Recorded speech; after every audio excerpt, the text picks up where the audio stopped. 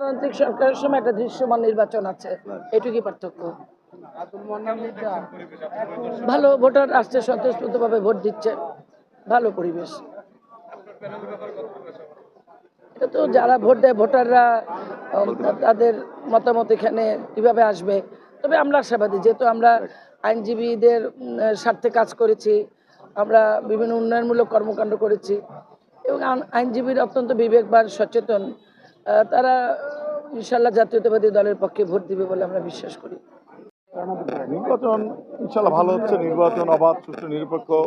বিগত দিনে মানুষ যেটা দেখেছে তার চেয়ে অনেক অনেক অনেক গুণ ভালো ভোট হচ্ছে ইনশাল্লাহ।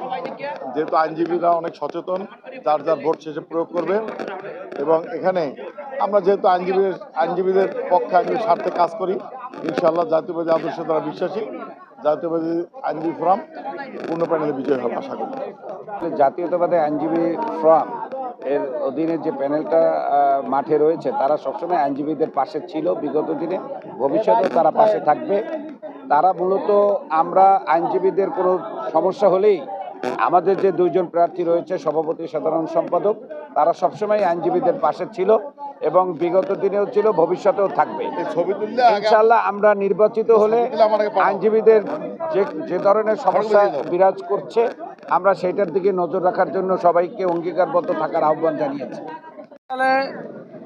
এই বরিশাল আইনজীবী সমিতির নির্বাচন 2026 মানুষের মধ্যে একটি উত্তেজনা, উৎফুল্ল যে এই নির্বাচনে কে হবেন কে হবে না। আমরা জানেন যে বরিশাল আইনজীবী সমিতিতে বরাবরই জাতীয়তাবাদী আইনজীবী ফোরাম নির্বাচনে অংশগ্রহণ করেছে এবং নির্বাচনে বিজয় লাভ করেছে। এবারও ইনশাল্লাহ বিজয় লাভ করবেন। এই ঐতিহ্যবাহী বার বাংলাদেশের মধ্যে একটি রিচ বার।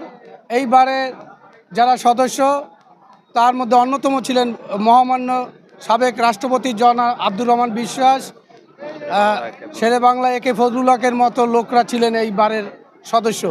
সেই বারের নির্বাচন, সারা বাংলাদেশের মানুষের চোখ এই বারের দিকে। তা আমরা মনে করি যে নির্বাচনের মাধ্যমে গণতন্ত্র বিজয় হবে, মুক্তিযুদ্ধ এবং বাংলাদেশ জাতীয়তাবাদের উত্থান ঘটবে।